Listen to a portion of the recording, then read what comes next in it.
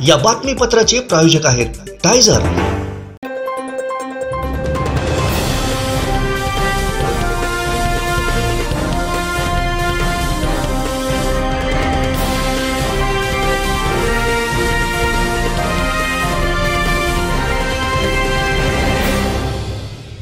नमस्कार, आपण पाहताय कोकणचं नंबर 1 महा चॅनल कोकणसाद लाईव्ह। बातमीपत्रात आपलं स्वागत। सुरुवात करूया हेडलाईन्सना।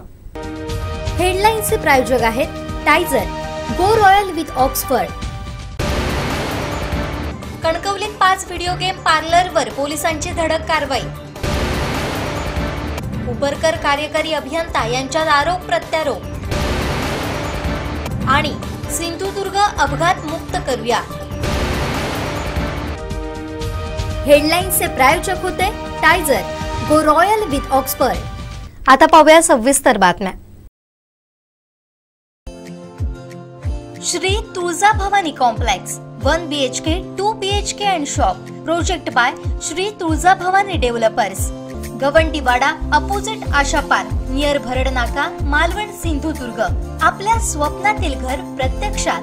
Contact details for booking. MNS नेते परशुराम उपरकर यांनी कार्यकारी अभियंता अजय कुमार सर्वगोड यांची भेट घेतली। त्यानंतर विविध कामांवरून काही आरोप केलेत। यावर बोलताना उपरकर यांच्या आरोपांना कार्यकारी अभियंत्यांनी थेट उत्तर दिले। पाहूया। महत्त्वाचं म्हणजे माझ्या माहितीनुसार की 10 लाखाच्या वरची सर्व कामं ई टेंडरद्वारे दिली जातात। ई टेंडर ही पारदर्शकता आहे। याच्यामध्ये कार्यकारी अभियंत्याला डायरेक्ट कुणालाही टेंडर द्यायचा अधिकार नाही। आणि जी काही निविदा पत्रे राबवलेली आहे ह्याच्यामध्ये तुम्हाला मी सांगू शकतो 10 लाख ते 1 कोटीपर्यंतचे अधिकार कार्यकारी अभियंत्याला आहे। 1 कोटी ते 2.5 कोटीचे अधिकार अधीक्षक अभियंत्याला आहे। आणि 2.5 कोटी ते 5 म्हणजे वर्षे कामं ते त्याचे अधिकार हे मुख्य अभियंत्याला आहे। ई टेंडरमध्ये काहीही मॅनेज करण्याची सुविधा नाही। ही पारदर्शक कार्यप्रणाली आहे। आणि अशा पद्धतीचे जे आरोप करतात ते बिनबुडाचे आरोप आहेत। महाराष्ट्रातल्या देशातल्या ज्या काही तपास यंत्रणा आहेत ज्या काय असतील त्याला चौकशीला सामोरे जायची आमची तयारी आहे। आम्ही आमचं काम अत्यंत पारदर्शकपणे करत आहे। आम्ही कुठल्याही शासनाचा 1ही रुपया वाया न जाऊ देण्यासाठी काम करत आहोत। या जिल्ह्याचं दरडोई उत्पन्न कसं वाढेल याकडे लक्ष देत आहोत। सार्वजनिक बांधकाम विभाग गेल्या मी हजर झाल्यापासून आम्ही अत्यंत पारदर्शकपणे आणि गतिमान आणि कार्यक्षमतेने काम करत आहोत। आम्ही आणि आमचा स्टाफ याच्यामध्ये कुठेही दुमत नाही। आणि परशुराम उपकर साहेब हे माझे आमदार आहे, सन्मान्य आहे, हुशार आहे। पण ते सातत्यानं नुसते माहितीचा अधिकार विचारतात। कुठलेही काम करा किंवा एखादा काम होत नाही म्हणून त्याच्यासाठी कधी त्यांचा फोन येत नाही किंवा एखादं नवीन काम ते राज्य शासनाकडून मंजूर करून आणणं किंवा राज्य शासनाकडून या जिल्ह्याच्या विकासासाठी कुठली कामं मंजूर करताना ते काही दिसत नाही। ते प्रत्येक वेळेला गेले वर्षभर बघतोय माहितीच्या अधिकारातून माहिती विचारणं म्हणजे जी कामं केलेली आहेत त्याच्यामध्ये फक्त माहितीचा अधिकार टाकणे एवढंच काम करतात। आणि हे आमच्यासारख्या सर्वसामान्य कुटुंबातून आलेल्या कार्यकर्त्या म्हणजे एका अधिकाऱ्याला हे फार हॅरेसमेंट वाटतं, वाईट वाटतं ह्या गोष्टीचं। वास्तविकता ते हुशार आहेत, बुद्धिमान आहेत, त्याने आमदार म्हणून कारकिर्दी केली तर त्यांनी ह्या जिल्ह्याच्या विकासासाठी आम्हाला सहकार्य करावं। ते तसं न करता ते हॅरेसमेंट करतायत, ह्याचं वाईट वाटतं मला। मी त्यांना तुमच्या माध्यमातून विनंती करतो की या जिल्ह्याच्या विकासासाठी तुम्ही आम्हाला सहकार्य करा। आमचं काही चुकत असेल तर तुम्ही आम्ही सन्मानानं आम्हाला सांगा बाबा आदरान बाबा की बाबा हे तुमचं चुकतंय, हे असं व्हायला पाहिजे, तसं व्हायला पाहिजे। ते वारंवार नुसते माहितीचा अधिकार टाकणे आणि हॅरेस करणे एवढंच त्यांचं काम आहे। तर त्यांना मी तुमच्या माध्यमातून विनंती करतो की जिल्ह्याच्या विकासासाठी तुम्ही आम्हाला सहकार्य करा आणि आमचं चुकत असेल तर तुम्ही संवैधानिक पद्धतीनं आम्हाला सांगा ना। प्रत्येक वेळा माहितीचा अधिकार कशासाठी आहे? मी 24 तास उपलब्ध आहे। दुसरी गोष्ट माझा नंबर मी डिस्प्ले म्हणजे सगळ्या म्हणजे जिल्ह्यातल्या सगळ्या माणसाकडे माझा नंबर असेल आणि मी कोणाचाही फोन उचलतो। मी 12 वाजता जरी एखाद्या कार्यकर्त्यांनी फोन केला तरी मी उचलतो आणि त्याला समर्पक उत्तर देतो। जर आम्ही एवढं कार्यक्षमतेनं गतीने आणि पारदर्शकपणे काम करत असेल तर आम्हाला त्यांच्याकडून सहकार्य पाहिजे, हेच मी तुम्हाला सांगतो। आमचे दिवसभरातले सर्व अपडेट्स, ताज्या घडामोडी आणि थेट लाईव्ह पाहण्यासाठी सबस्क्राइब करा, लाईक करा, कोकणचं नंबर 1 महा चॅनल कोकण सातलाईनचं YouTube चॅनल.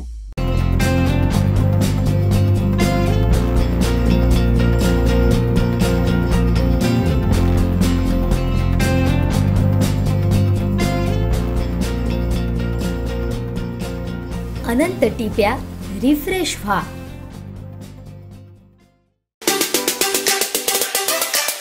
खऱ्या अर्थाने गेले अनेक वर्ष आल्यापासून बरीचशी म्हणजे आज भराडी देवीकडची रस्त्याची 22 कोटीची कामे, त्यानंतर सुमारे रेल्वे नूतनीकरणासाठी सुमारे जवळजवळ 20-25 कोटीची कामं. ह्या कामाबरोबर आज नौदल सेनेच्या कार्यक्रमानिमित्ताने केलेली कामे, ही सर्व कामे घाई गडबडीत विदाउट टेंडर आणि स्वतःच्या लाडक्या ठेकेदारांना द्यायचं त्यांचं काम चाललेलं आहे. आणि ती कामं बोगस करायची. कामं बोगस केल्यानंतर त्यांच्यावर कोणतीही कारवाई करायची नाही. आम्ही गेल्या वर्षापासून सांगतोय की DLP मध्ये जे कामं आहे त्या कामांकडून तुम्ही दुरुस्ती करून घ्या आणि कामं चांगली करून द्या. पण त्याच्याकडे दुर्लक्ष त्यांचं आहे. कार्यालयात अधिकारी कधी सापडत नाही. सातत्याने मंत्रालयात कोणातरी PA कडे बसलेले असतात, बाकी कुठे मिळत नाहीत. कार्यालयात कोणत्याही अधिकाऱ्यांनी तिथे थांबलं पाहिजे. पण आता यांचा आम्ही हालचाल रजिस्टर मागू, त्यांच्या ठिकाणी जाऊन सातत्याने भेट देऊन त्यांच्या रजिस्टर नोंद करू. कारण कोणत्याही अधिकाऱ्यांनी एका ठिकाणी 70 कर्मचारी नाही म्हणून सांगतात आणि आठवड्यातले 3 दिवस मंत्रालयात जाऊन बसतात. मग त्या मंत्रालयातून तुम्ही आणा ना. जसं निधीची कामं आणताय स्वतःच्या स्वार्थासाठी आणि स्वतःच्या भल्यासाठी ही आणताय. त्यामुळे या आमच्या शाखा अभियंता म्हणजे बेरोजगार जे आहेत आपले तुमचे शाखा अभियंता, त्यांनी माहिती घेतली असता नौदलाची कामं जी झालेली आहेत, हेलिपॅड असून दे की समुद्राच्या बाजूचं सौंदर्यीकरण असून दे, हे काम 25% दराचं 100% दराने केलेलं आहे. मग हेलिपॅड असून दे, हेलिपॅड 2 फुटाचा भराव दाखवला आहे, पण प्रत्यक्ष आमच्या माणसाने बघितल्यानंतर 150 mm भराव दिसतोय हॉटमिक्सचा. अशा पद्धतीचे जर होत असतील, आताही वरोड्याचं ज्या सेंट हुसुलाकडे जाताना ब्रिजवर पाणी थांबतं आणि वाहतूक थांबते, त्या वाहतुकीच्या ठिकाणी जो भराव घातलाय तो भराव नदीतले गोटे, नदीतली माती आणून त्या ठिकाणचा 2 फुटाचा आता सध्या भराव टाकलेला आहे. पण हे नदीतले गोटे टाकण्याचं एस्टिमेटला नाही आहे. एस्टिमेटला त्यांनी माती आणून टाकायची आहे. त्या माती आणण्यासाठी त्याला वाहतुकीचे दर दिलेले आहेत. ते ह्या नदीतले काढून 1 किलोमीटरच्या वाहतुकीवर ते गोटे, उद्या ते गोटे वाहून जाणार आणि गोटे एकत्र सेट होणार नाहीत आणि परत ते रस्त्याचं काम परत आयत्या परिस्थितीत होणार. म्हणजे हे काम आणि यांचे परत ठरलेले लाडके कॉन्ट्रॅक्टर आहेत. ह्याच जे आता कॉन्ट्रॅक्टर जे आहेत त्याच कॉन्ट्रॅक्टरनी वैभववाडी भुईबावडी रस्ता केला, गेल्या पावसात वाहून गेला. एका पावसात केलेला रस्ता दुसऱ्या पावसात वाहून जातो. पण त्यामुळे हे सर्व कॉन्ट्रॅक्टर लाडके मिलेजुले सर्व काय असल्यामुळे आजकाल त्या कॉन्ट्रॅक्टरना, मोठ्या कॉन्ट्रॅक्टरना जपायचं आणि छोट्या कॉन्ट्रॅक्टरना दाबायचं, हा प्रयत्न त्यांच्याकडून चालू झालेला आहे. उत्तरं देताना पण चुकीची उत्तरं द्यायची. आज मी केलेला RTIची माहिती जर तुम्ही 4 तारखेच्या मोदींच्या कार्यक्रमात एस्टिमेट MB रेकॉर्ड केला, काही लोकांची बिलं दिला, तर त्याची तुम्ही आम्ही मेजरमेंट शीट द्यायला हवी. पण मेजरमेंट शीट ते अद्याप देत नाही. काही मेजरमेंट शीट कामं संपली तरी त्यांच्याकडे मेजरमेंट शीट नाही आहे, किंवा काही मेजरमेंट शीट त्यांच्याकडून बिलं दिली पण हरवली गेली आहेत, असे ऐकिवात आलेलं आहे. त्यामुळे हे कार्यकारी अभियंता जर अशा पद्धतीने काम करत असतील तर आम्ही प्रत्येक कामावर माहितीचा अधिकार टाकणं हा आमचा अधिकार आहे. त्या अधिकारात तुमच्याकडून माहिती घेणं आमचं काम आहे आणि ती माहिती देणं तुमचं काम आहे वेळेत. त्यासाठी कर्मचारी बसलेले आहेत. माहिती अधिकार प्रत्येक कार्यालयात ठेवलेला आहे. आणि जर तसं वाटत असेल तर जिल्ह्यात यापुढे या सर्व झालेल्या कामांची चौकशी करण्याकरता क्वालिटी कंट्रोल नाही, वेगळ्या एजन्सीकडून कंट्रोल करण्याकरता आम्ही अधीक्षक अभियंता नाही ते बोलून आंदोलन करणार आहोत. फेब्रुवारीच्या पहिल्या दुसऱ्या आठवड्यात आंदोलन करणार.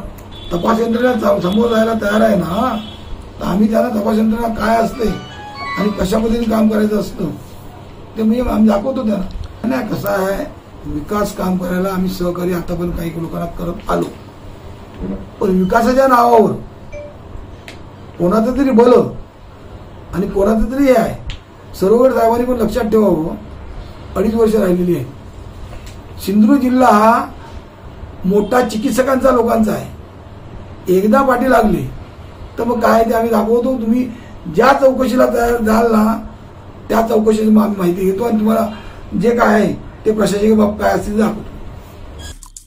आमचे दिवसभरातले सर्व अपडेट्स, ताज्या घडामोडी आणि थेट लाईव्ह पाहण्यासाठी सबस्क्राईब करा, लाईक करा कोकणचं नंबर 1 महा चॅनल कोकण 7 लाईनचं युट्यूब चॅनल.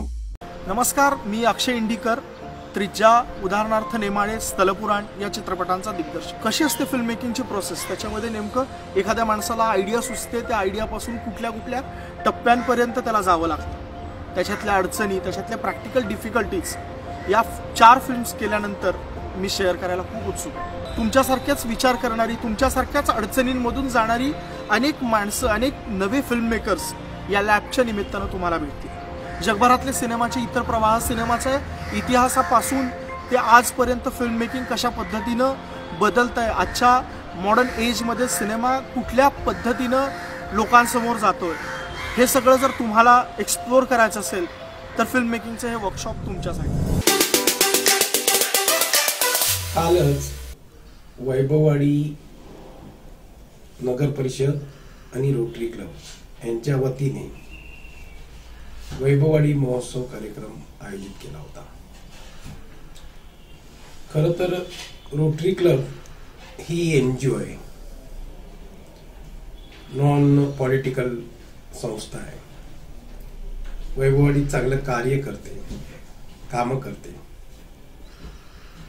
परंतु अशा ठिकाणी सुद्धा जेव्हा एक स्थानिक प्रतिनिधी आमदारासारख्या पदावर असताना जी काय भाष्य करतात, जो काय त्यांनी प्रोटोकॉल ठेवायला पाहिजे ते टाळतात आणि जी संस्कृतीची लेवल त्यातून दिसते ते नक्की रोटरी क्लब असो किंवा वैभववाडीच्या संस्कृतीचं वैभव असो, यास लाजिरवाणा आहे. आमदार नितेश राणे यांनी काल माननीय खासदार विनायकजी राऊत साहेब यांच्याबाबत काही व्यक्तत्व केली की त्यांना आमंत्रण नसताना ते महोत्सवाच्या सारख्या कार्यक्रमात येतात, आपल्या कामाची यादी वाचून दाखवतात वगैरे वगैरे वगैरे. विदूषक असा सुद्धा शब्द वापरला. खरं तर पाहता जेव्हा अशा प्रकारचे वक्तव्य करायची त्यांची पातळी असते, ती कामाची यादी वाचायची जी पद्धत असते, ती कामाची पद्धत अशा ठिकाणी जनजागृतीचाच एक तो विषय असतो. परंतु ती काय कामं आहेत, काय वाचली, त्याच्यावर टीका करण्यापूर्वी ती कुठली कामं होती ती तरी त्यांनी उल्लेख करायला पाहिजे होते की त्यांना खोटी वाटली, खरं वाटली, काय असेल ते त्यांनी सांगायला पाहिजे होतं. परंतु तसं न करता केवळ विरोध, केवळ टीका करायची. खरं तर आता हे घराणं म्हणजे शंकराचार्यापेक्षा मोठं घराणं आहे. ते शंकराचार्यांवर पण टीका करतात, त्यांना सुद्धा अक्कल नाही अशा वार्ता ते करू शकतात. तर ह्यांच्या बाबतीत आता काय बोलावं. लोकांनी वैभववाडीकरांनी खास करून त्यांना पुढच्या सभेत बोलून आपल्या दर्जा जो आहे रोटरी क्लब सारखा, ती पोल्ट्री क्लब नव्हता, ती पोल्ट्री नव्हती किंवा पोल्ट्री क्लबचा कार्यक्रम नव्हता, रोटरी क्लबचा कार्यक्रम होता. अशा ठिकाणी जो दर्जाहीन वक्तृत्व त्यांनी केलं त्याचा आम्ही कडक शब्दात निषेध करतो. आणि पुन्हा एकदा वैभववाडीकरांना मी सांगू इच्छितो की अशा पद्धतीने जर आपल्या वैभववाडीचं महोत्सवाचं नाव अशा लोकप्रतिनिधींच्या तर्फे खालच्या पातळीवर आणलं जात असेल तर नक्कीच आगामी येणाऱ्या निवडणुकीत ह्या अशा आमदारांना ठेवायचे की नाही ठेवायचे याच्याबद्दल नक्कीच आपण विचार केला पाहिजे, एवढंच सांगतो. आमचे दिवसभरातले सर्व अपडेट्स, ताज्या घडामोडी आणि थेट लाईव्ह पाहण्यासाठी सबस्क्राईब करा, लाईक करा कोकणचं नंबर 1 महा चॅनल कोकण 7 लाईनचं YouTube चॅनल. आयुर्वेद चिकित्सालय आणि पंचकर्म केंद्र, शरीर शुद्धीसाठी ऋतुशोधन, वमन आणि विरेचन. आजच संपर्क साधा. Doctor Yogesh Kodkar, MD, Panchakarma. आयुर्वेद चिकित्सालय आणि पंचकर्म केंद्र, सिद्धिविनायक अपार्टमेंट, शिवाजीनगर, कुडाळ, सिंधुदुर्ग. संपर्क 9850 82 74 42 आणि 97 64 80 85 92. वेळ संध्याकाळी 3 ते 7 वाजेपर्यंत. देवगड येथील आंबा बागायतदारांना लहरी हवामानाचा फटका बसतोय. कमी आंब्यांचं पीक आणि वाढता खर्च यामुळे आर्थिक घडी विस्कटते. त्यातच आता थ्रिप्सचा धोकाही वाढू लागलाय. देवगड इथं अवकाळी पाऊस पडला, याचा फटका आंबा पिकाला बसलाय. हा पाऊस सलग 3 दिवस पडल्यामुळे मोहोर आणि छोटी फळं जमिनीवर कोसळून बागायतदारांचं मोठं नुकसान झालंय. तसेच मोहोर कुजून पडल्यामुळे बुरशीचा प्रादुर्भावही वाढलाय. शिल्लक राहिलेल्या फळांवर पाणी साचून राहिल्यामुळे काळे डाग पडण्याची दाट शक्यता आहे. या अवकाळी पावसामुळे थ्रिप्सचा प्रादुर्भाव कमी होईल अशी शक्यता असताना उलटच चित्र पाहायला मिळालं, अशी व्यथा आंबा बागायतदार सचिन हिंदळेकर यांनी मांडली. आता आपण आहोत देवगड येथील हापूस आंबा कलम बागेमध्ये. दिनांक 8, 9, 10 रोजी जो काही अवकाळी पाऊस पडला होता त्याचा येथील बागायतदार तसेच शेतकरी यांच्यावर कलम बागांवर मोठा विपरीत परिणाम झाला होता. या ठिकाणी मोठ्या प्रमाणात अवकाळी पाऊस पडल्यामुळे येथील झाडांना, आंब्याच्या कलम झाडांना बुरशी तसेच विविध प्रकारच्या रोगांचं लागण झाली होती. त्यामुळे येथील शेतकरी हवालदिल झाले होते. तर येथील आता शेतकरी आहेत आपल्यासोबत सचिन हिंदळेकर. तर त्यांच्याकडून जाणून घेऊया की या आंब्याचा तसेच या अवकाळी पावसाचा आंब्या झाडांवर काय परिणाम होईल हे आपण त्यांच्याकडूनच जाणून घेऊया. नमस्कार, माझं नाव सचिन हिंदळेकर. मी तळेबाजार गावचा रहिवासी आहे.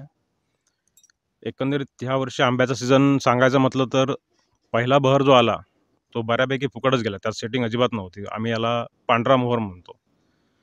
त्याच्यानंतर मागोमाग दुसरा जो बहर आला त्यात सेटिंग चांगली होती, आंबाही खूप चांगला होता आणि शेतकरी यावर्षी खूप खुश होता की सीझन खूप चांगला जाईल. पण 8 तारीखच्या आलेल्या अवकाळी पावसाने बरंच नुकसान झालं शेतकऱ्यांचं. जो सेटिंग अवस्थेतला मोहर होता तो पूर्ण काळा पडून गेला आणि वाटाणा ते सुपारी साईज आंबा जो होता तो पूर्ण गळून गेला पावसाने. त्यामुळे शेतकऱ्याचं अतोनात नुकसान झालेलं आहे. आणि आत्ता पाऊस पडल्यानंतर जी अपेक्षा होती की थ्रिप्स कमी होईल तो खूप वाढला आणखी आणि कंट्रोलच्या बाहेर आहे. म्हणजे त्याला आता बऱ्याच कंपन्यांची औषधे वापरून बघतायत, प्रत्येकजण आपापल्यापरीने प्रयत्न करतोय, पण तरीसुद्धा काय त्याचा फारसा परिणाम होत नाही आहे. त्याला पर्याय साधारण एक नीम ऑइल कडू जे असेल ते जास्तीत जास्त वापरणे, जेणेकरून तो मरणार नाही पण निदान उपाशी तरी राहील. हा एक कंट्रोल करण्याचा एक सोपा मार्ग आहे. बघूया आता ह्या पुढे सीझन शेतकरी प्रयत्न करतायत, फवारण्या करून जास्तीत जास्त आंबा वाचवण्याचा प्रयत्न करतायत. राहिला आहे तो किंवा नवीन आलेला मोहर त्यातून त्यांना अपेक्षा आहे. थ्रिप्सचं संकट आहे मोठं. तुडतुडा ह्यावर्षी बऱ्यापैकी कमी प्रमाणात आहे. कीड आणि थ्रिप्स दोन हे असे स्पेसिस आहेत की ह्यावर्षी खूप त्यांचा अटॅक आहे.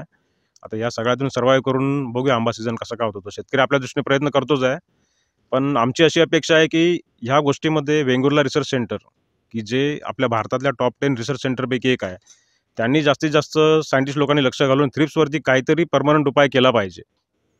कारण आम्ही त्यांच्याकडून अपेक्षा करतो पण त्यांच्याकडून संशोधनात्मक असं काही होत नाही. बरेच वर्ष आम्ही मिटिंगमध्ये त्यांच्यावर भांडतो अक्षरशः, पण तरीसुद्धा ठोस असं आउटपुट काय मिळत नाही. ती एक त्यांच्याकडून आमची अपेक्षा आहे की त्यांनी लवकरात लवकर याच्यावर काहीतरी कायमस्वरूपी उपाययोजना कराव्यात. शेतकरी म्हणून सांगायचं झालं तर शासनाकडून अशी अपेक्षा आहे की अवकाळी पावसाने अतोनात नुकसान झालेलं आहे, नुकसान भरपाई मिळावी आणि शासनाकडून सुद्धा लोकल लेवलला शेतकऱ्यांच्या अडचणी जाणून घेऊन इथे देवगडमध्ये एक पहिल्यांदा लॅब स्थापन करावी, जेणेकरून इथे आलेल्या खतं औषधं सगळ्यांचं चेकिंग होईल आणि जे काय प्रॉब्लेम येत आहेत त्यावरती सोल्युशन काढण्यासाठी एखादी एक सायंटिस्ट लोकांची टीम तयार करून ऑलरेडी आहेत पण ती कार्यान्वित करावी, जेणेकरून ती शेतकऱ्यांच्या सतत संपर्कात असेल, त्यांचे प्रॉब्लेम जाणून घेईल आणि त्याच्यावरती काहीतरी ठोस उपाययोजना करण्याचं धोरण अवलंबतील. तर हे होते आपल्यासोबत देवगड येथील आंबा बागायतदार तथा प्रगतशील शेतकरी सचिन हिंद्रेकर. कोकण 7 लाईव्हसाठी नागेश दुखंडे, देवगड. नमस्कार, मी अक्षय इंडिकर, त्रिज्या, उदाहरणार्थ नेमाळे, स्थलपुराण या चित्रपटांचा दिग्दर्शक. कशी असते फिल्म मेकिंगची प्रोसेस, त्याच्यामध्ये नेमकं एखाद्या माणसाला आयडिया सुचते, त्या आयडियापासून कुठल्या कुठल्या टप्प्यांपर्यंत त्याला जावं लागतं, त्याच्यातल्या अडचणी, त्याच्यातल्या प्रॅक्टिकल डिफिकल्टीज, या 4 फिल्म्स केल्यानंतर मी शेअर करायला खूप उत्सुक आहे. तुमच्यासारख्याच विचार करणारी, तुमच्यासारख्याच अडचणींमधून जाणारी अनेक माणसं, अनेक नवे फिल्म मेकर्स या लॅबच्या निमित्तानं तुम्हाला भेटतील. जगभरातले सिनेमाचे इतर प्रवाह, सिनेमाच्या इतिहासापासून ते आजपर्यंत फिल्म मेकिंग कशा पद्धतीनं बदलत आहे, आजच्या मॉडर्न एजमध्ये सिनेमा कुठल्या पद्धतीनं लोकांसमोर जातोय, हे सगळं जर तुम्हाला एक्सप्लोअर करायचं असेल तर फिल्म मेकिंगचं हे वर्कशॉप तुमच्यासाठी. अयोध्येत राम मंदिरातील रामलल्ला प्रतिष्ठापना होणार आहे. त्या पार्श्वभूमीवर संपूर्ण देशभरात जय श्रीरामचा नारा जयघोष पाहायला मिळतोय. गावागावात हा सोहळा साजरा करण्यात येणार आहे. अयोध्येत राम मंदिराच्या उद्घाटन सोहळ्याची जय्यत तयारी सुरू आहे. राम मंदिराच्या अभिषेकासंदर्भात लोकांमध्ये प्रचंड उत्साह आहे. राम मंदिरात मूर्तीच्या प्राणप्रतिष्ठापनेसाठी 22 जानेवारी 2024 हा दिवस निवडण्यात आलाय. यासाठी अवघे काही दिवस उरले.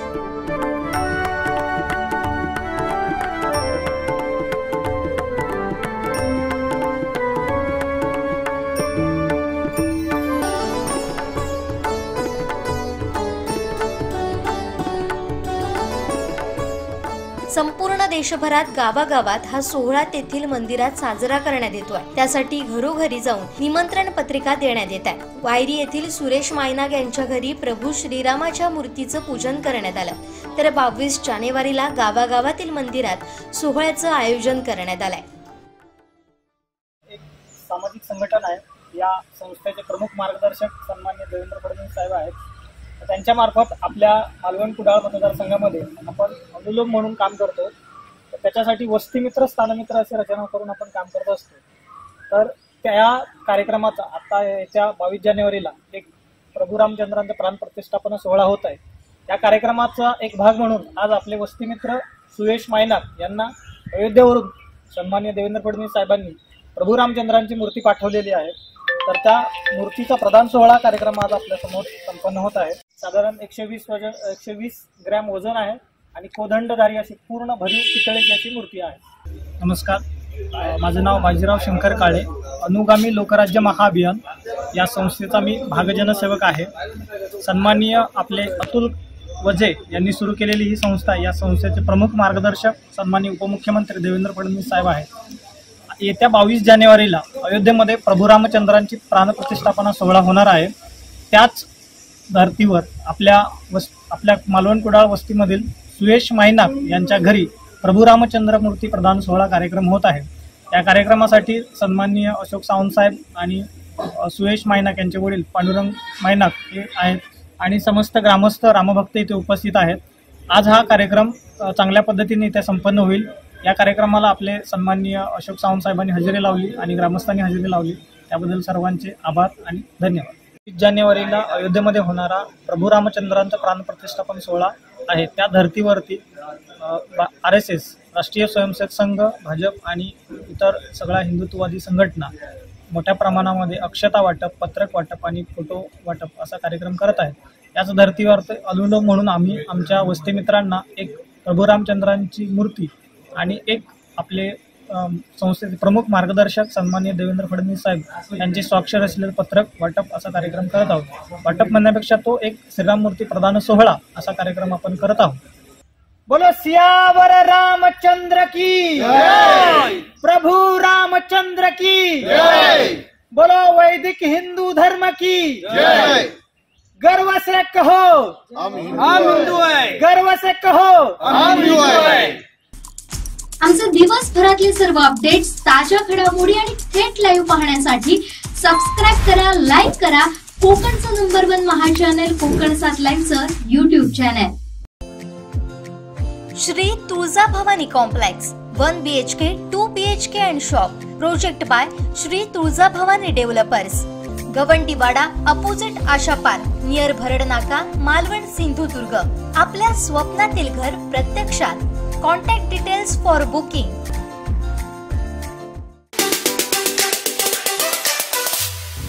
आपल्या वैभववाडीमध्ये दरवर्षीप्रमाणे आता वैभववाडी महोत्सवाची चांगल्या प्रकारे कार्यक्रम सांस्कृतिक कार्यक्रम झाला. तो रोटरी क्लब आणि नगरपंचायत प्रशासन यांच्या एकत्रित कार्यक्रम होता.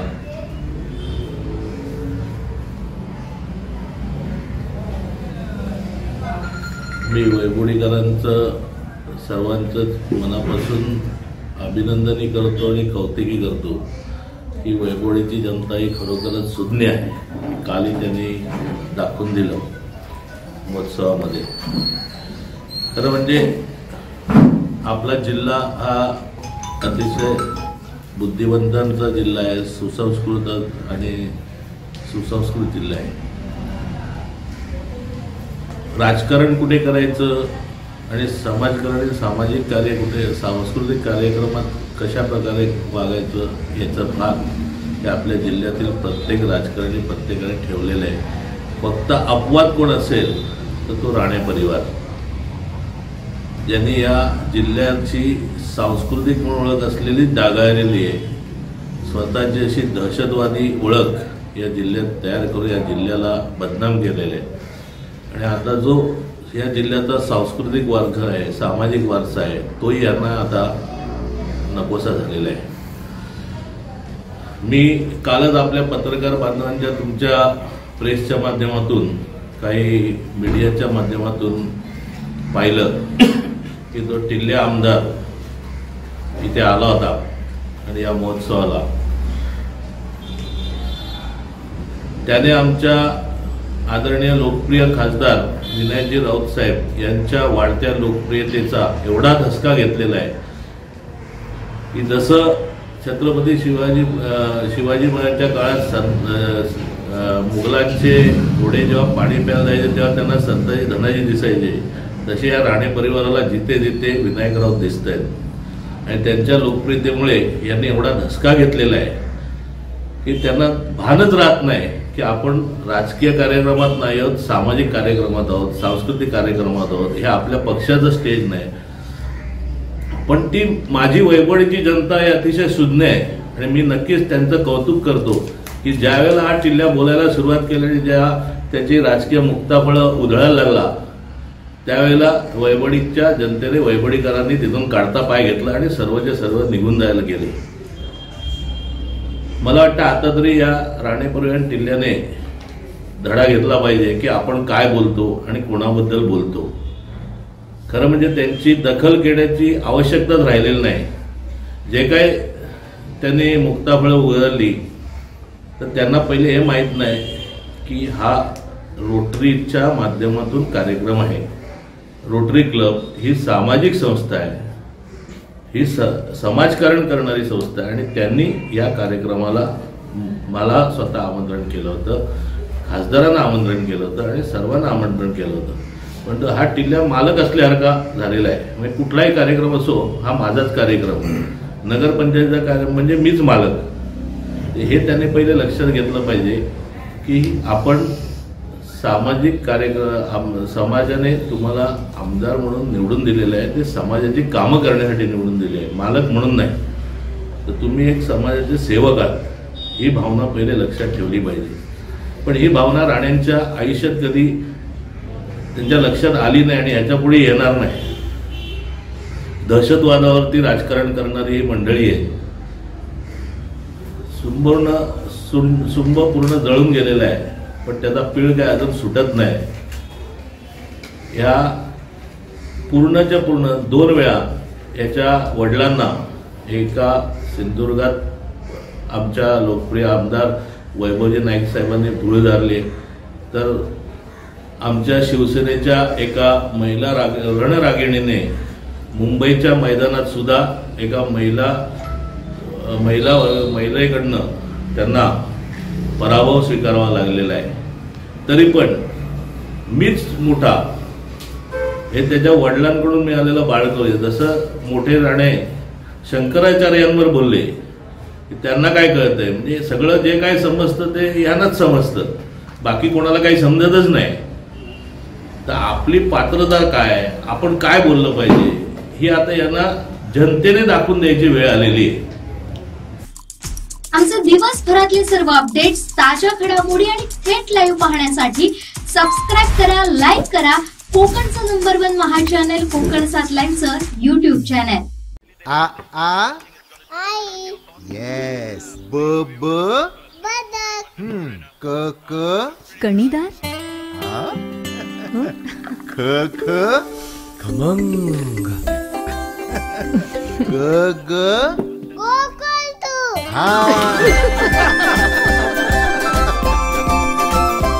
अगदी घरच्यासारखं कणीदार खमंग म्हणजेच गोकुळ तूप.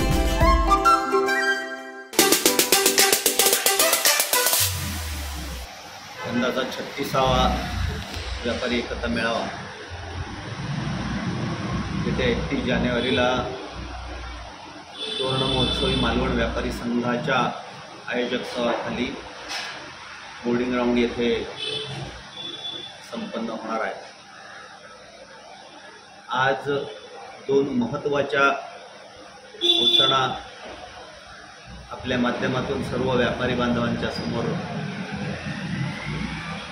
पर्यंत पोहोचवण्यासाठी आणि जिल्ह्यातल्या ग्राहकांपर्यंतही पोहोचवण्यासाठी म्हणून आजची पत्रकार परिषद. महासंघाच्या वतीनं 2000 सालच्या मालवणच्या व्यापारी मेळाव्यापासून पहिल्यांदा जिल्ह्यातील ज्येष्ठ व्यापाऱ्याला ज्याने नेकीने व्यापार केला आहे आणि हा नेकीने व्यापार करत असतानाच सामाजिक कामामध्येही तितक्याच नेकीने, जबाबदारीने, कार्यतत्परतेने सहभाग घेतलेला आहे. मग ते सामाजिक काम व्यापारी संघटनेचं असो, ते सामाजिक काम शैक्षणिक संस्थांच्या संघटनेमध्ये असो, ते सामाजिक काम राजकीय पक्षांमध्ये विविध क्षेत्रामध्ये केलेली कामं असो, सहकार क्षेत्रामध्ये केलेली कामं असो किंवा अन्य कुठल्याही क्षेत्रामध्ये केलेली कामं असो, अशातल्या एका आयोजक तालुक्यातील व्यापाऱ्याला महासंघाच्या वतीनं जीवन गौरव पुरस्काराने सन्मानित करण्याचा शुभारंभ हा 2000 सालच्या मेळाव्यामध्ये झालेला होता. आणि त्यावेळी पहिल्यांदा कालनिर्णयकार ज्योतिर्भास्कर साळगावकर साहेब, जयंतराव साळगावकर यांना महासंघाचा हा पहिला जीवनगौरव पुरस्कार प्रदान करण्यात आलेला होता. त्याच वर्षी मालवण व्यापारी संघाचे अध्यक्ष प्रमोद कोरसकर आणि कुटुंबियांनी दिलेल्या महासंघाकडे ठेवलेल्या ठेवीतून त्यांच्या मातोश्री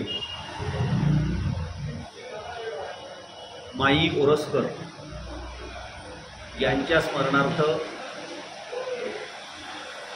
अशी महिला की जिनं स्वकर्तृत्वावरती व्यापारामध्ये स्थान मिळवलं आहे, स्वतःचं स्थान निर्माण केलं आहे, अशा एका महिलेला माई ओरसकर स्मृती महिला उद्योजिका पुरस्कार देऊन सन्मानित करण्यात येतं. त्याप्रमाणे महासंघाच्या संस्थापकांपैकी एक असलेले मालवणचे प्रतापराव केनवडेकर यांच्या स्मरणार्थ मालवण व्यापारी संघाच्या वतीनं दिलेल्या देणगीतून महासंघाच्या वतीनं दरवर्षी ग्रामीण व्यापारी संघामध्ये आदर्शवत काम करणाऱ्या एका व्यापारी संघाचा सन्मान हा प्रतापराव केनवडेकर स्मृती आदर्श ग्रामीण व्यापारी संघ या पुरस्काराने सन्मानित करण्यात. त्यानंतर महासंघाच्या वतीनं महासंघाचे जे 10ही संलग्न असलेले तालुका संघ आहेत त्यातील एका आदर्श तालुकाध्यक्षाचा त्या वर्षामध्ये मेळाव्याच्या वर्षामध्ये त्याने आदर्शवत काम केलेलं आहे अशा एका तालुकाध्यक्षाचा सर्वोत्कृष्ट तालुकाध्यक्ष म्हणून सन्मान करण्यात येतो. आणि मेळाव्याच्या आयोजनामध्ये जो सर्वतोपरी राबतो अशा एका कार्यकर्त्याचा सन्मान हा वेंगुर्ला व्यापारी संघाने महासंघाकडे ठेवलेल्या ठेवीतून कैलासवासी उमेश विष्णू शिरसाट स्मृती आदर्श कार्यकर्ता पुरस्कार याने सन्मानित करण्यात येतो. उमेश विष्णू शिरसाट यंदापासून पुन्हा एकदा या मालवणच्या 2024च्या मेळाव्यापासून 2 नवीन पुरस्कार दिले जाणार आहेत. आपले जसं मी मगाशी नाव घेतलं की प्रतापराव केनवडेकर अशाच पद्धतीने महासंघाचं जिल्ह्यातील व्यापाऱ्यांचं एक नेतृत्व ज्यांनी सातत्याने पडद्यामागे राहून महासंघ आणि व्यापारी संघटना योग्य आणि सुरळीतपणे कशी चालेल याचं सातत्याने सारथ्य केलं म्हणा किंवा नेतृत्व केलं म्हणा, पण कधीही कुठल्याही पदाची अपेक्षा धरली नाही असे कैलासवासी भाईसाहेब भोगले या निमित्तानं मुद्दाम एक आठवण आपल्या मार्फत सर्वांच्या समोर ठेवतो. 25 वर्षापूर्वी ज्यावेळी मी महासंघाचा अध्यक्ष झालो त्यावेळी खरं म्हणायचं झालं तर माझ्या आधी महासंघात कार्यरत असलेले कितीतरी जण होते आणि त्यामध्ये भाईसाहेब भोगले हे सगळ्यात ज्येष्ठ आणि श्रेष्ठ असं सर्वात श्रेष्ठ असं व्यक्तिमत्व होतं. पण भाईंनी त्यावेळी मला अध्यक्षपद नको तुम्ही नितीनला अध्यक्षपद द्या आणि त्यावेळी भाईंनी मी अध्यक्ष माझ्या अध्यक्षतेखाली त्यांनी कोषाध्यक्षपदाचं काम स्वीकारलं आणि नितीनताई शेटे हे त्यावेळी कार्यवाह म्हणून त्यांनी पद स्वीकारलेलं. असा एक दिलदार मनाचा आणि प्रचंड क्षमतेचा आमचं एक नेतृत्व जे अकाली अनपेक्षितपणे आमच्यातून निघून गेलं. गेली काही वर्ष आम्ही भाईंच्या स्मरणार्थ काहीतरी आपण केलं पाहिजे असा विषयी चर्चा चालू होती. मागच्या 2 वर्षामध्ये 8 वर्ष झाली ना 10 वर्ष 13 वर्ष झाली पाहिजे आणि मागच्या 2 वर्षामध्ये हे खूपच प्रकर्षाने आमच्या समोर चर्चेमध्ये होतं. आज आपल्या माध्यमातून ही घोषणा करतोय की भोगले कुटुंबियांनी दीपक भोगले आणि त्यांचे सर्व बंधू भाईंचे बंधू यांनी दिलेल्या देणगीतून ठेवीतून यंदाच्या वर्षीपासून आयोजक तालुक्यातल्या ग्रामीण भागामध्ये ज्याने पहिल्या पिढीत स्वतःच्या कर्तृत्वावरती व्यापार विकसित केलेला आहे, अशा एका युवा कार्यकर्त्याचा सन्मान हा भाई भोगले स्मृती आदर्श युवा उद्योजक या पुरस्काराने करण्यात येणार आहे. आणि हा यंदाचा पहिला पुरस्कार मालवणपासून सुरू होत आहे. दोन्ही पुरस्कार जीवन गौरव पुरस्कार आणि माई पुरस्कार तसंच मालवणच्या मेळाव्यापासून हा आणखीन एक प्रतिवर्षी दिला जाणार आहे. कैलासवासी भाई भोगले स्मृती आदर्श ग्रामीण उद्योजक पुरस्कार युवा उद्योग. आणि याचबरोबर आणखी एक पुरस्कार आपल्याला सर्वांना माहिती आहे की ज्याप्रमाणे महासंघामध्ये हे कार्यरत आहेत, त्याचप्रमाणे जे हॉटेल चालक मालक संघटनेचे जिल्हाध्यक्ष आहेत आणि त्याचप्रमाणे जे सोशल मीडिया ते डिजिटल पत्रकार संघाचे अध्यक्ष आहेत राजन नाईक, त्यांचे पिताश्री बापू नाईक जे नुकतेच आपल्याला सर्वांना सोडून गेले, त्या बापू नाईकांच्या स्मरणार्थ यंदाच्या वर्षापासून एका खास क्षेत्रामधील एक अभूतपूर्व कामगिरी करणाऱ्या व्यक्तीला, स्त्री किंवा पुरुष, सेवाव्रती बापू नाईक स्मृती सेवाव्रती बापू नाईक स्मृती नव उद्यमी पुरस्कार दिला जाणार आहे. आणि आतिथ्यशीलता, ज्याला हॉस्पिटॅलिटी इंडस्ट्री म्हणतात, या उद्योगातील त्याचं सोपं नाव पर्यटन व्यवसायातील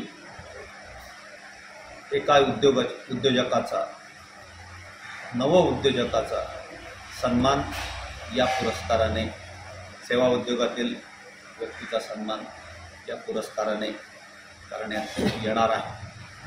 आणि याच्यासाठी म्हणून महासंघाची स्वतंत्र अशी निवड समिती आहे आणि येत्या आठवडाभरामध्ये या सर्व पुरस्कारांची घोषणा आम्ही करणार आहोत. पुरस्काराचा स्वरूप हे महावस्त्र, श्रीफळ, सन्मानचिन्ह आणि मानपत्र अशा स्वरूपाचं असेल. आम्ही कुठल्याही प्रकारे रोख स्वरूपामध्ये पुरस्कार देत नाही, त्याची आवश्यकताही नाही.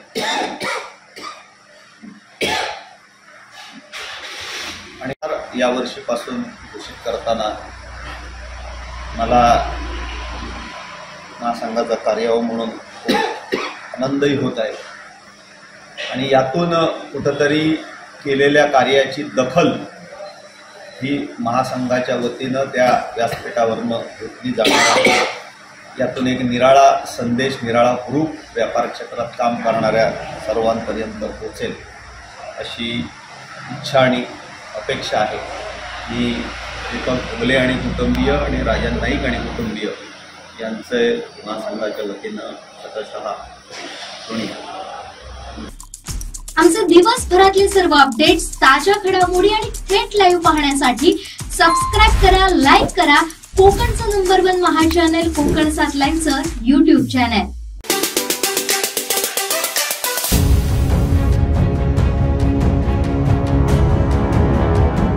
कणकवली कणकवली शहरामध्ये 5 व्हिडिओ गेम पार्लरवर पोलिसांनी धडक कारवाई केली आहे. त्यामध्ये तब्बल 44 मशीन कणकवली पोलिसांनी ताब्यात घेतल्या. तसेच हे व्हिडिओ गेम पार्लर चालक आणि त्यांचे कर्मचारी 2 खेळाडू असे मिळून 12 जणांवर कारवाई केल्याची माहिती पोलिसांकडून देण्यात आली आहे. कणकवली शहरामध्ये महाराष्ट्र जुगार अधिनियम अंतर्गत व्हिडिओ गेम पार्लरवर ही कारवाई करण्यात आल्याची माहिती पोलिसांनी दिली.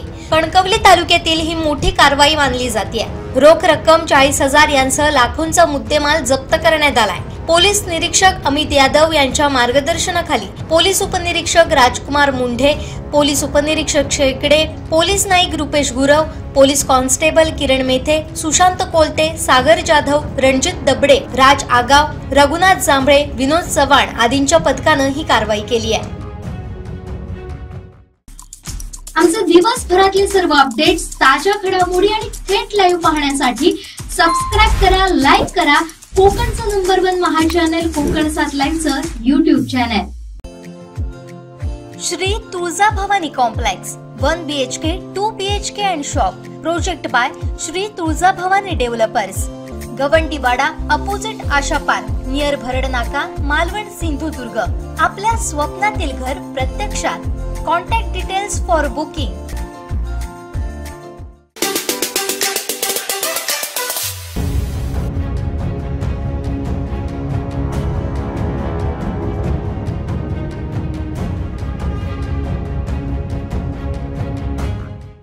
हा त्याच्यामुळे लोकशाही आहे.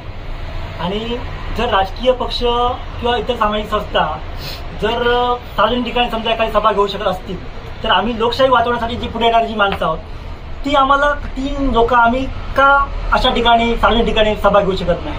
जर राजकीय पक्ष जर अशा सभा घेऊ शकतात, सामाजिक संघटना जर अशा सभा घेऊ शकतात तर आम्ही पण घेऊ शकतो. आम्ही पण याचे नागरिक आहोत, आम्ही पण लोकशाहीवादी आहोत, आम्ही पण या ठिकाणी कायदा संविधान वाचवण्यासाठी आम्ही पुढे चालणार आहोत. त्यामुळे आमचं असं म्हणणं आहे की आमच्या शासनाकडून परवानगी मिळेल, त्याला कुठलाही अडथळा येईल असं आम्हाला वाटत नाही. डॉक्टर चौधरी आणि सरोदे या ठिकाणी येणार, एवढी मोठी सभा घेणार, याचं नियोजन कोण करतं आहे? अर्थात हा आर्थिक विषय आहे, म्हणजे कुठलाही काही हा खेळ नाहीये, याला पैसा लागतो. आज या प्रत्येक ठिकाणी ज्या 35 सभा झाल्या राज्यामध्ये, आताही आपली होणार आहे, त्या ठिकाणी स्थानिक लोकांचे कमिटी तयार केली जाते आणि ही कमिटी लोकांकडून देणग्या घेते आणि या देणग्यांचा हिशोब ठेवला जातो आणि ह्या कोणाकडून किती पैसे प्राप्त झाले याचा चोख हिशोब सभा संपल्यानंतर तात्काळ त्या ठिकाणी जाहीर केला जातो आणि जी रक्कम जर समजा उरली तर ती चळवळीसाठी सरांकडे सुपूर्द केली जाते. यातला प्रत्येक रुपया किंवा प्रत्येक पैसा जो मिळणार आहे त्याचा हिशोब या ठिकाणी असणार आहे आणि ही लोकसहभागातून सुरू झालेली लोकचळवळ आहे. यासाठी आम्ही कोणीही प्रायोजक किंवा अशा प्रकारे घेत नाही. लोकांनी स्वखुशीने दिलेल्या देणगीतून ही चळवळ उभी राहत आहे. ईडीची नोटीस येते आणि तो मनुष्य 8 दिवसात आपला पक्ष बदलतो. आपल्या निष्ठा सगळ्या असतात आयुष्यभर वाहिलेल्या, ते बाजूला ठेवतो आणि दुसऱ्या पक्षात जातो. तिथे गेल्यावर त्याला कुठलं तरी पद मिळतं आणि तो पवित्र होतो, पावन होतो. तर वॉशिंग मशीन ही संकल्पना तुम्ही ऐकली असेल की म्हणजे इकडे या आणि पांढरे शुभ्र व्हा असं. म्हणजे आता आम्ही राजकीय बोलायचं नाही ठरलं तरी शेवटी ह्या गोष्टी ज्या उघड आहेत त्या उघड आहेतच. त्यामुळे सर्वात मी मगाशी बोलले भयमुक्त वातावरण करायचं आहे आपल्याला आणि आज म्हणून त्याच्यासाठी निर्भय बनण्याची आवश्यकता आहे. निर्भय बनून आणि मी गांधीजींचं त्याच्यामध्ये रेखाचित्र वापरलेलं आहे. गांधीजींनी आम्हाला शिकवलं की तुम्ही पुढे या, निर्भयपणे पुढे या आणि तुमचं काय म्हणणं असेल ते मांडा. ही लोकशाही आहे, ही काही हुकुमशाही नाही. आणि त्यामुळे महात्मा गांधीजी तिरंगा त्याच्यामध्ये अशोक चक्र जे घटनेचं प्रतिनिधित्व करतं आणि आपल्या लोकशाहीसाठी असं तर ब्रीदवाक्य आहे आणि निर्भय बनो हा एक संदेश आहे लोकांना की तुम्ही कुठल्याही प्रकारची भीती न बाळगता पुढे या, तरच तुम्ही जगाल आणि दुसऱ्यांना पण जगवाल. हे बघा, आम्ही लोकशाहीवादी आहोत, राजकीय पक्षांच्या विरोधात आम्ही नाही. जेवढे राजकीय पक्ष सबळ होतील तेवढी लोकशाही सबळ होईल अशी आमची श्रद्धा आहे. परंतु हे सर्व राजकीय पक्ष आहेत हे लोकशाहीवादी मार्गाने चालले पाहिजेत. तुम्ही जो उल्लेख केला की आणि आम्ही उल्लेख केला की ईडी, CBI किंवा या सगळ्या ज्या केंद्रीय संस्था आहेत यांचा धाकदपटशा दाखवून आणि त्यांचा गैरवापर करून काही गोष्टी घडता आहेत. त्यामुळे त्या टाळायच्या असतील. अर्थात हे कोण करतं तर सत्ताधारी पक्षच करतो. भारतीय जनता पार्टीला आमचा व्यक्तिगत विरोध नाही आहे, कारण ही एक देशातली नोंदणीकृत अधिकृत पक्ष आहे, सत्ताधारी पक्ष आहे, अनेक राज्यामध्ये त्यांची सत्ता आहे. त्यामुळे हा राजकीय पक्ष जरी असला तरी त्या राजकीय पक्षाने राज्यघटनेच्या तत्वानुसार चालावं, लोकशाही बळकट करावी एवढीच आमची अपेक्षा आहे. त्यामुळे आता तुम्ही असं विचारलं की लोकसभेच्या निवडणुकीच्या तोंडावर ही चळवळ सुरू झालेली आहे का, तर हा योगायोग आहे आणि कधीतरी सुरू होणारच होती. लोकसभेच्या ज्या निवडणुका आता येऊ घातलेल्या आहेत त्याच्या आधी ही चळवळ का, तर खूप आधी सांगितलं लोक विसरून जातात. त्यामुळे ह्या जर लोकसभेच्या निवडणुका जाहीर होतील, कालांतराने विधानसभेच्या निवडणुका जाहीर होतील, कदाचित वन नेशन वन इलेक्शनची नोटिफिकेशन आलेली आहे, त्याच्यावर केंद्र सरकारने मतं मागितलेली आहेत, इलेक्शन कमिशनने मतं मागितलेली आहेत. वन नेशन वन इलेक्शन झालं तर कदाचित दोन्ही निवडणुका एकत्र जाहीर होऊ शकतात. आता काही या क्षणी सांगता येत नाही, पण ती एक शक्यता गृहीत धरावी लागेल. त्यामुळे लोकांसमोर निर्भयपणे पुढे त्यांनी यावं आणि मतदान करावं. आणि आम्ही मतदान कोणाला करायला आम्ही सांगत नाही. अर्थात कोणीही आम्ही कुठल्याही मुद्दाम पुन्हा स्पष्ट करू, आम्ही कुठल्याही राजकीय पक्षाच्या बाजूचे नाही, कुठल्याही राजकीय पक्षाच्या बाजूचे नाही, कुठल्या पक्षाच्या विरोधातले नाही. परंतु आम्हाला फक्त घटना आणि लोकशाही ही वाचवायची आहे आणि त्यामुळे हे आंदोलन सुरू झालेलं आहे. चौधरी आणि सिंग सरोदे यांनी संकल्पना मांडली, ज्येष्ठ पत्रकार निखिल वागळे यांनी त्याला पाठिंबा दिला आणि एक कुठलेही राजकीय उद्देश नसलेली एक चळवळ राज्यामध्ये सुरू झाली. आणि ही चळवळ का आहे, त्याचं नाव निर्भय बनो का आहे, तर आज जर पाहिलं तर देशातला प्रत्येक जण एका भीतीच्या छायेखाली वावरतो आहे.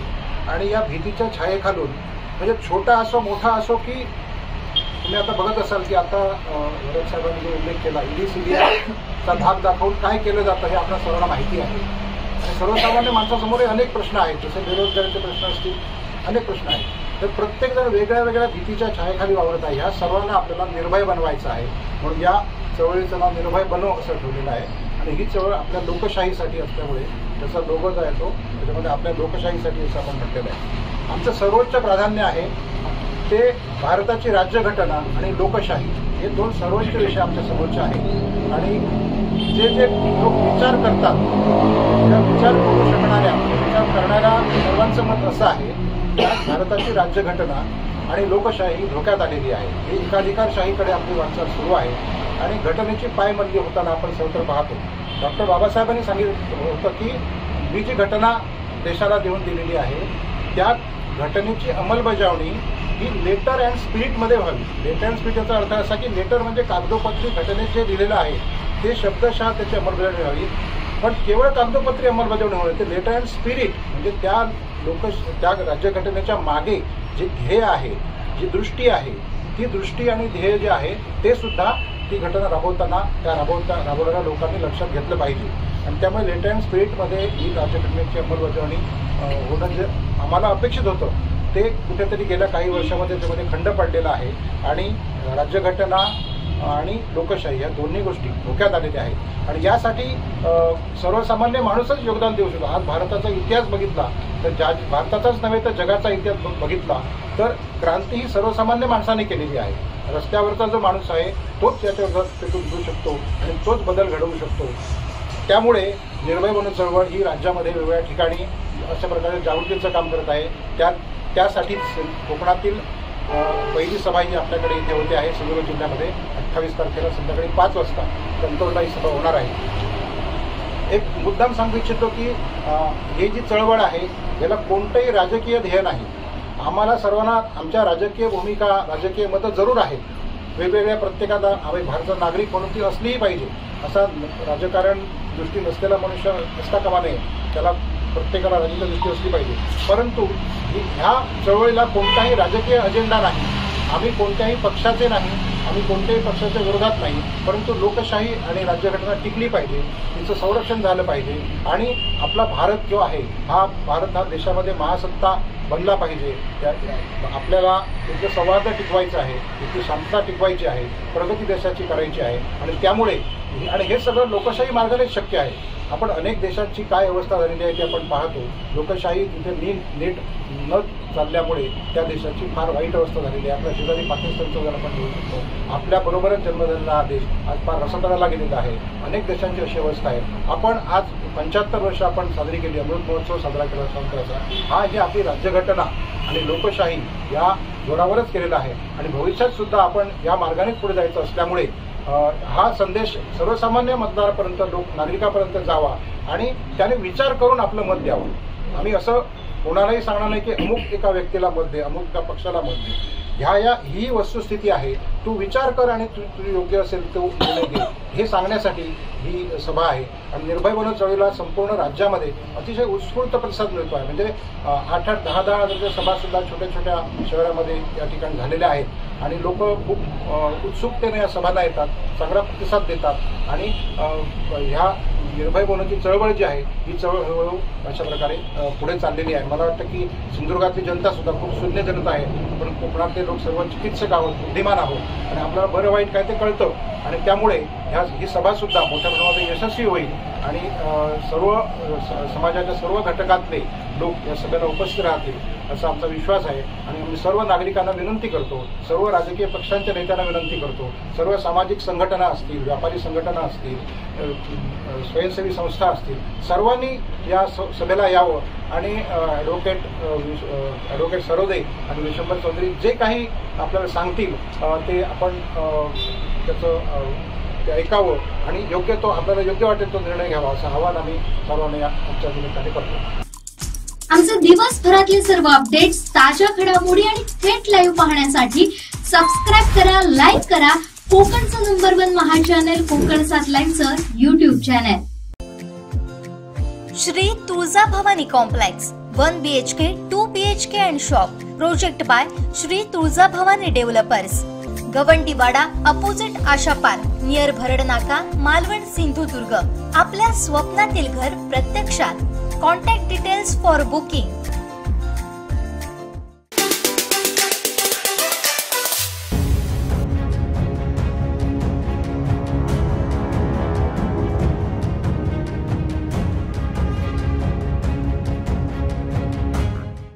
हा देशामध्ये लोकशाही आहे आणि जर राजकीय पक्ष किंवा इतर सामाजिक संस्था जर सार्वजनिक ठिकाणी समजा एखादी सभा घेऊ शकत असतील तर आम्ही लोकशाही वाचवण्यासाठी जी पुढे येणारी जी माणसं आहोत ती लोक आम्ही का अशा ठिकाणी सार्वजनिक ठिकाणी सभा घेऊ शकत नाही. जर राजकीय पक्ष जर अशा सभा घेऊ शकतात, सामाजिक संघटना जर अशा सभा घेऊ शकतात तर आम्ही पण घेऊ शकतो. आम्ही पण या देशाचे नागरिक आहोत, आम्ही पण लोकशाहीवादी आहोत, आम्ही पण या ठिकाणी कायदा संविधान वाचवण्यासाठी आम्ही पुढे चालणार आहोत. त्यामुळे आमचं असं म्हणणं आहे की आमच्या शासनाकडून परवानगी मिळेल, त्याला कुठलाही अडथळा येईल असं आम्हाला वाटत नाही. डॉक्टर चौधरी आणि सरोदे या ठिकाणी येणार, एवढी मोठी सभा घेणार, याचं नियोजन कोण करतं आहे. अर्थात हा आर्थिक विषय आहे, म्हणजे कुठलाही काही हा खेळ नाहीये, त्याला पैसा लागतो. आज या प्रत्येक ठिकाणी ज्या 35 सभा झाल्या राज्यामध्ये, आता ही आपली होणार आहे, त्या ठिकाणी स्थानिक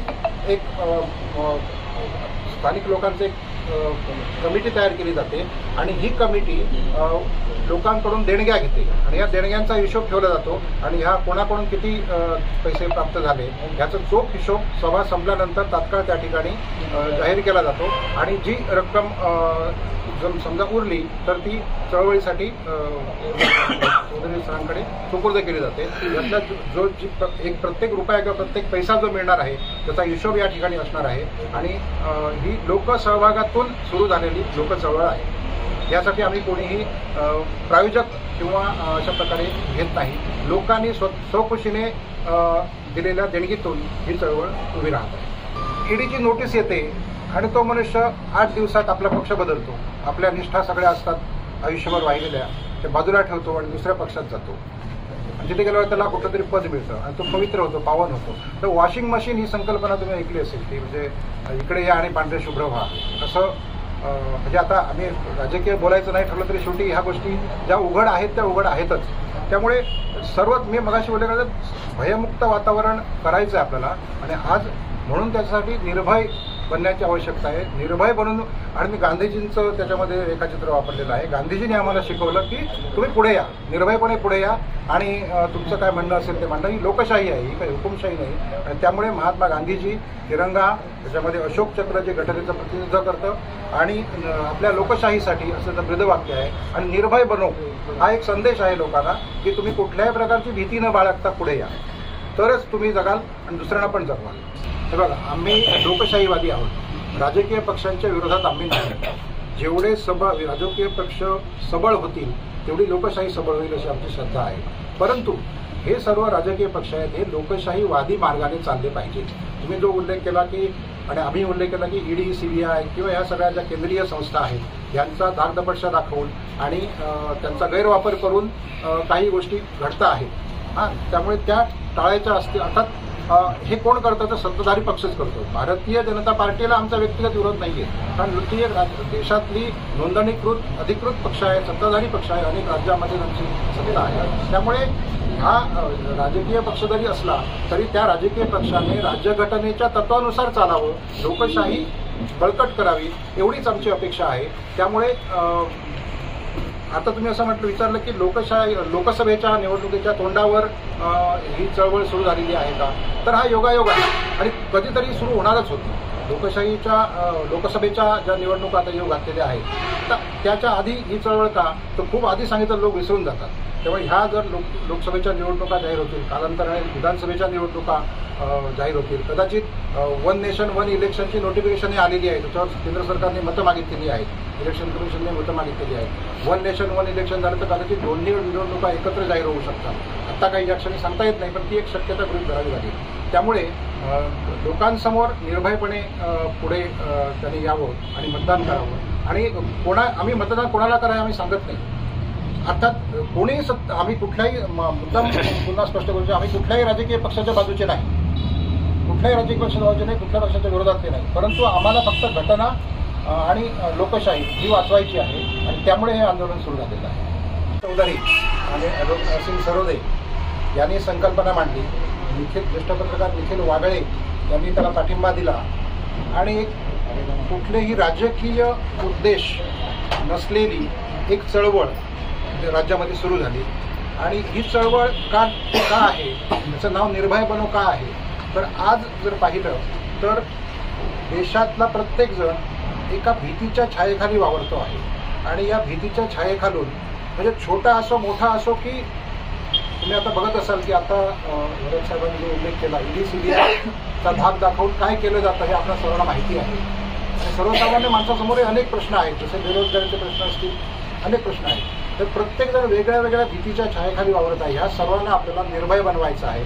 म्हणून या चळवळीचं नाव निर्भय बनो असं ठेवलेलं आहे. आणि ही चळवळ आपल्या लोकशाहीसाठी असल्यामुळे त्याचा लोगो जो आहे तो त्याच्यामध्ये आपल्या लोकशाहीसाठी असं आपण म्हटलेलं आहे. आमचं सर्वोच्च प्राधान्य आहे ते भारताची राज्यघटना आणि लोकशाही हे दोन सर्वोच्च विषय आमच्या समोरचे आहेत. आणि जे लोक विचार करतात त्या विचार करू शकणाऱ्या विचार करणाऱ्या सर्वांचं मत असं आहे की भारताची राज्यघटना आणि लोकशाही धोक्यात आलेली आहे. ही एकाधिकारशाहीकडे आपली वाटचाल सुरू आहे आणि घटनेची पायमल्ली होताना आपण सर्वत्र पाहतो. डॉक्टर बाबासाहेबांनी सांगितलं होतं की मी जी घटना देशाला देऊन दिलेली आहे त्या घटनेची अंमलबजावणी ही लेटर अँड स्पिरिटमध्ये व्हावी. लेटर अँड स्पिरिट याचा अर्थ असा की लेटर म्हणजे कागदोपत्री घटनेत जे लिहिलेलं आहे ते शब्दशः त्याची अंमलबजावणी व्हावी. पण केवळ कागदोपत्री अंमलबजावणी होईल, ते लेटर अँड स्पिरिट म्हणजे त्या राज्यघटनेच्या मागे जे ध्येय आहे, जी दृष्टी आहे, ती दृष्टी आणि ध्येय जे आहे ते सुद्धा ती घटना राबवताना राबवणाऱ्या लोकांनी लक्षात घेतलं पाहिजे. आणि त्यामुळे लेटर अँड स्पिरिटमध्ये ही राज्यघटनेची अंमलबजावणी होणं जे आम्हाला अपेक्षित होतं ते कुठेतरी गेल्या काही वर्षामध्ये त्यामध्ये खंड पडलेला आहे. आणि राज्यघटना आणि लोकशाही या दोन्ही गोष्टी धोक्यात आलेल्या आहेत. आणि यासाठी सर्वसामान्य माणूसच योगदान देऊ शकतो. आज भारताचा इतिहास बघितला तर भारताचाच नव्हे तर जगाचा इतिहास बघितला तर क्रांती ही सर्वसामान्य माणसाने केलेली आहे. रस्त्यावरचा जो माणूस आहे तोच याच्यावर पेटून घेऊ शकतो आणि तोच बदल घडवू शकतो. त्यामुळे निर्भय बनो चळवळ ही राज्यामध्ये वेगवेगळ्या ठिकाणी अशा प्रकारे जागृतीचं काम करत आहे.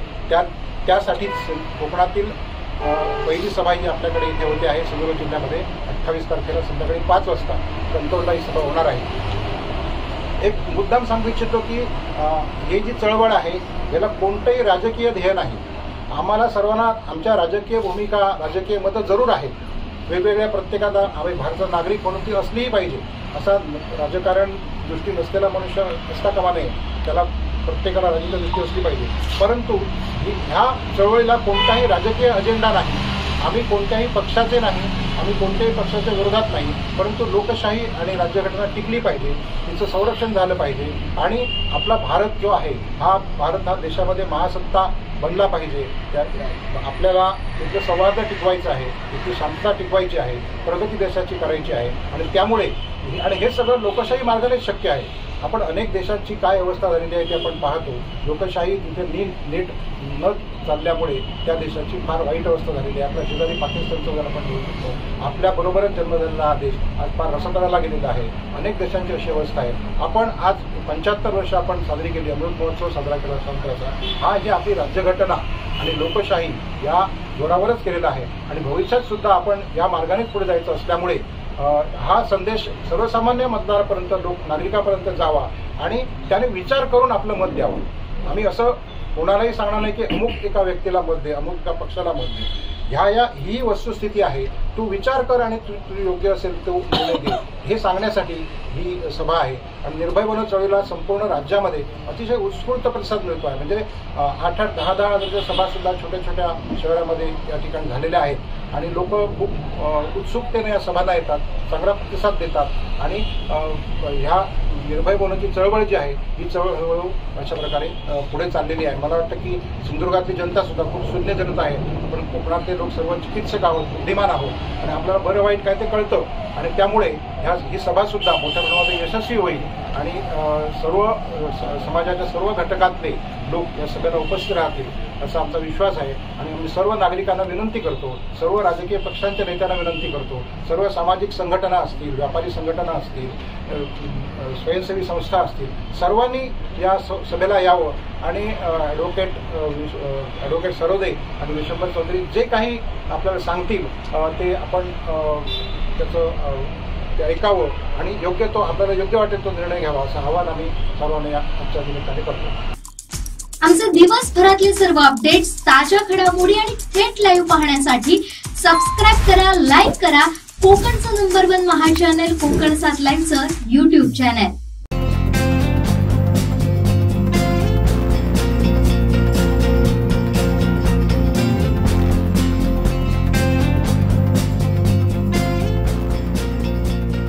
अनंत टी दे रिफ्रेश हमी. देवगड तालुक्यातील शिरगाव इथं अयोध्या येथील प्रभू श्रीराम मंदिर प्रतिष्ठापना सोहळ्यानिमित्त आनंदोत्सव साजरा करण्यात येणार असून यावेळी विविध कार्यक्रमांचं आयोजन करण्यात आलंय.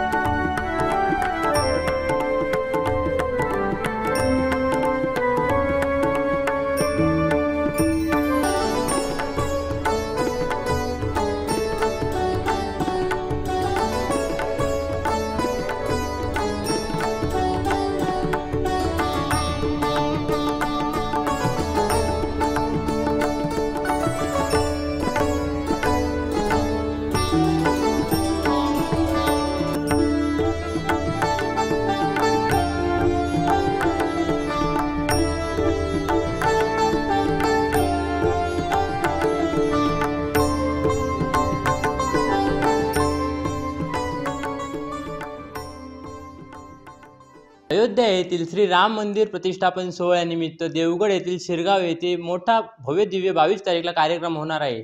येथील या कार्यक्रमाचे जे कार्यकर्ते आहेत त्यांच्याकडून जाणून घेऊया की कशा प्रकारचा कार्यक्रम होणार आहे.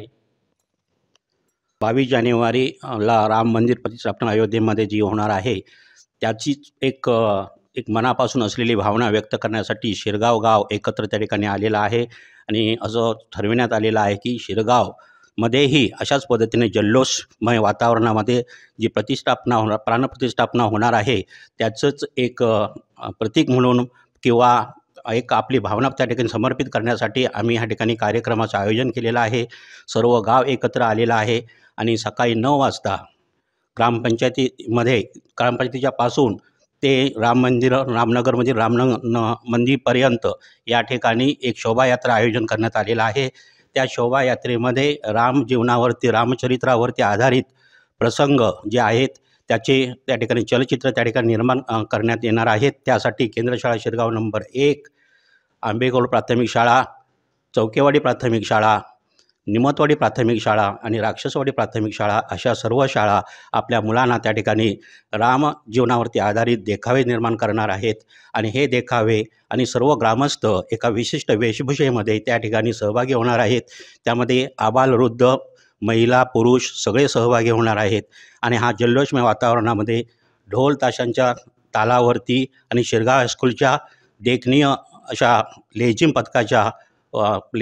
पथकामध्ये त्या ठिकाणी लेझिम पथकाचा सहभाग होऊन त्या ठिकाणी हा कार्यक्रम सुरू होणार आहे. आणि हा कार्यक्रम सुरू झाल्यानंतर ही शोभायात्रा प्रचंड प्रमाणामध्ये त्या ठिकाणी मोठ्या उत्साहाने त्या ठिकाणी निघाल्यानंतर त्याचा शेवट समाप्ती ही रामनगरमधील राम मंदिर या ठिकाणी होणार आहे. आणि या निमित्त या राम मंदिरमध्ये या ठिकाणी पूजा, अभिषेक, आणखीन रामरक्षा पठण, हनुमान चालिसा पठण आणि त्यानंतर प्रसाद आणि महाआरती असा कार्यक्रम त्या ठिकाणी पहिल्या सत्रामध्ये होणार आहे. दुसऱ्या सत्रामध्ये दुपारच्या सत्रामध्ये हळदी कुंकू, हरिपाठ, आणखीन भजनं असा एक भ्रगतचा कार्यक्रम ठेवण्यात आलेला आहे. आणि त्याचा सांगता म्हणजे रात्रव त्या ठिकाणी हनुमान मंदिर बाजारपेठ या ठिकाणी रामचरित्रावरती आधारित दशावतार नाटकाचा प्रयोग त्या ठिकाणी ठेवण्यात आलेला आहे, आयोजित करण्यात आलेला आहे. असा भव्य दिव्य कार्यक्रम ह्या ठिकाणी होणार आहे, सोहळा होणार आहे.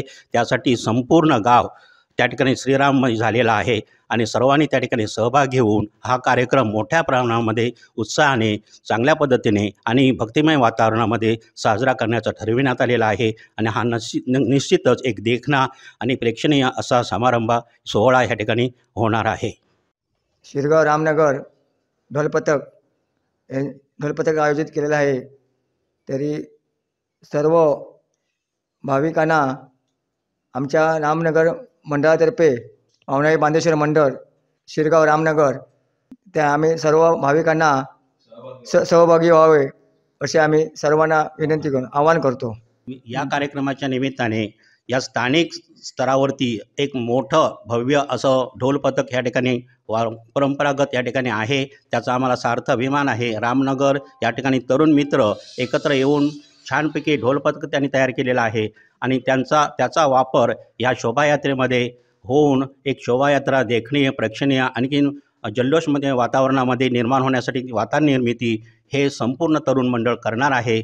आणि त्यामुळेच अधिक देखणा आणि अगदी संस्मरणीय असा हा कार्यक्रम नक्की होणार आहे असा आम्हाला खात्रीने विश्वास आहे.